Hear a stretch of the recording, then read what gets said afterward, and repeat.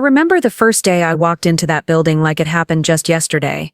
The way the glass doors gleamed in the morning light, the sound of my heels tapping on the polished floor, and the smell of freshly brewed coffee drifting from the break room, it all felt surreal.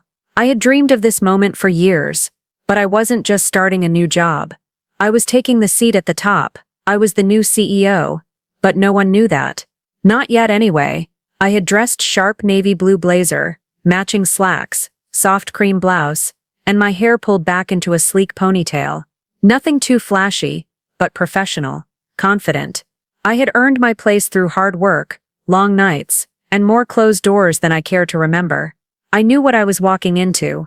I knew the looks I might get. I had prepared myself. At least I thought I had. As I stepped into the main office area, the receptionist glanced up at me, smiled briefly, and then said, "The intern orientation is down the hall, second door on the right."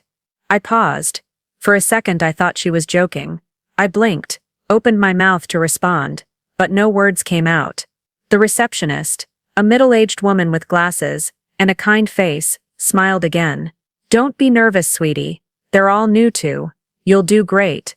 I gave her a small polite smile and just nodded. I didn't have the heart, or maybe the energy to correct her. Not yet. Let her think what she wanted to think. I walked past her and straight into the elevator. Inside, I finally let out a breath. My heart was pounding. It wasn't the first time someone had underestimated me. It probably wouldn't be the last.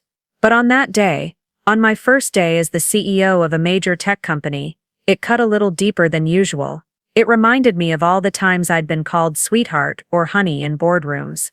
All the times I'd been asked to get coffee when I was actually leading the meeting. It reminded me of how many times I had to prove I belonged, over and over again. When I got to the top floor, the executive assistant, Mark, was waiting for me. His eyes widened as I stepped out. "Oh, Ms. Jameson, you're here early," he said quickly, rushing over to greet me. "Welcome. Everyone's in the conference room waiting for you." I smiled and followed him in. Inside, the room went silent as I entered. A dozen executives, mostly white men in suits, turned to look at me. Their expressions shifted, some confused, others surprised, a few clearly uncomfortable. "Everyone," Mark said, clearing his throat, "this is Jordan Jameson, our new CEO." You could have heard a pin drop. For a moment, no one moved. Then one of the men, Mr. Langford, I later learned, stood up slowly, forcing a smile. "Ah, of course," he said, reaching out to shake my hand. "Welcome aboard." The others followed, one by one, shaking my hand, nodding, murmuring their welcomes, but I could feel it. The tension, the disbelief. I sat at the head of the table, took a breath, and opened my folder. "Well," I said, looking around, "I think it's time we get started, don't you?" That first meeting wasn't easy. There were moments when people talked over me, times when they questioned my decisions before I even finished explaining them. One of them even asked if I had any prior management experience, with a smug look on his face. I wanted to scream. I wanted to walk out, but I didn't. Instead, I calmly listed my qualifications, my degrees, my experience running a startup that was acquired for $50 million, the consulting work I had done for Fortune 500 companies, the fact that I had been hired by the board after a long and competitive search, that shut him up. But the thing that hurt the most wasn't the doubt from strangers. It was knowing that if I had looked different, if I had been older, or white, or male, I probably wouldn't have had to prove myself in the same way. My resume would have spoken for itself. After the meeting, I went back to my office and closed the door. I sat down at my desk and looked out the window at the city below.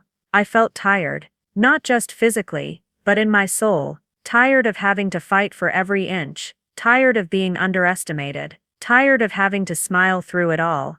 I thought about my grandmother, Miss Lottie. She was a school teacher in the South, back when black women had to enter through the back door of restaurants. She used to say, "Baby, they might not see your worth right away, but you shine anyway." I could almost hear her voice in that moment, soft and strong. "You shine anyway." So I stayed. I led.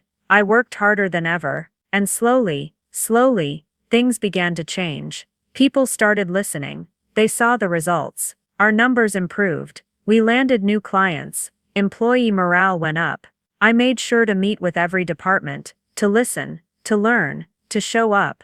I hired more women, more people of color, promoted from within. I brought empathy into leadership, not just spreadsheets and KPIs. And you know what happened? We thrived. The same executive, who once looked me in the eye and asked if I had any real management experience, ended up becoming one of my strongest supporters. His name was Mr. Grayson. Gray hair, expensive suits, the kind of man who seemed like he'd been in boardrooms since birth. He had that old school energy, sharp, calculating, used to being the smartest man in the room. In the beginning, he made no effort to hide his doubts. Every time I spoke, I could see the way he leaned back in his chair, arms folded, waiting for me to slip. His eyes always held a hint of skepticism, like he was trying to solve a puzzle he didn't believe had a real answer. So when he knocked on my office door one afternoon, months after that tense first meeting, I wasn't expecting much. I was reviewing quarterly projections, tired from back-to-back meetings, barely looking up when I said,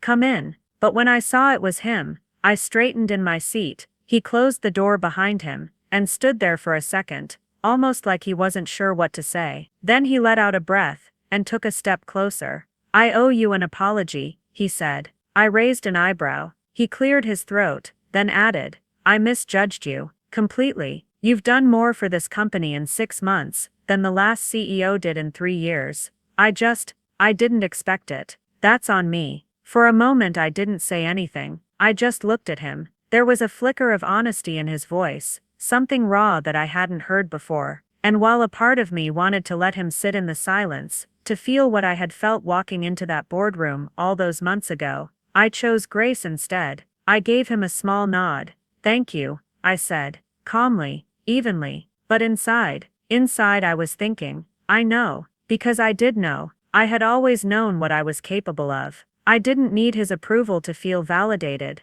but hearing it from someone who had once doubted everything about me, it meant something, not because I needed his praise, but because it reminded me just how far I'd come, how much had changed. Still, I didn't let bitterness plant itself in me. I didn't let anger wrap around my heart like vines. I couldn't. I knew that holding on to that kind of pain would only weigh me down, and I had too much to carry already. I wasn't doing this just for me. I was doing it for every little black girl who's ever been told she was too much, too loud when she was just passionate, too confident when she was just aware of her worth, too ambitious when she simply had dreams too big for the box they wanted to keep her in. I was doing it for the young woman who walks into her first office job with hope in her eyes and fire in her heart, only to be mistaken for the assistant, the intern, the help. For the black professional who rehearses their sentences before speaking in meetings, just to sound palatable. For the woman who shrinks herself, so she won't be called aggressive.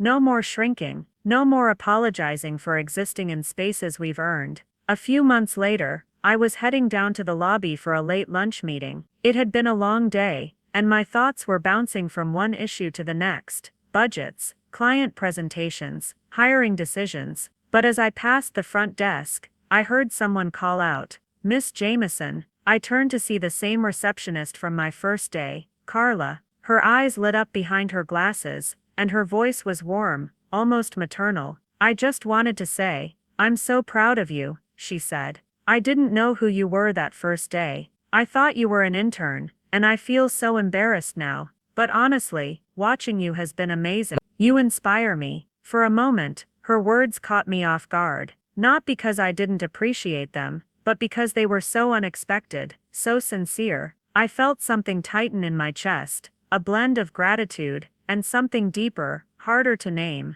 I stepped closer, and smiled gently. "Thank you," I said. "It's been a journey," and it had. A long winding journey, filled with moments of doubt, whispers of discouragement, and more resistance than most people ever saw, but also filled with growth, so much growth. Quiet victories that no one clapped for, but that mattered just the same. Early mornings, late nights, small wins that slowly became big ones. Moments where I wanted to give up, but didn't, and those moments added up. They became something greater than a title or a paycheck. They became part of a purpose. I don't tell this story to shame anyone. That's not my goal. People make mistakes, they judge too fast, they assume, we all do it sometimes. I tell this story to remind people to look again, to look deeper, to challenge the thoughts they don't even realize they've been carrying, because the surface can lie, appearances can be wrong, and sometimes, the person you walk past, overlook, underestimate, that person might be the one leading the way forward.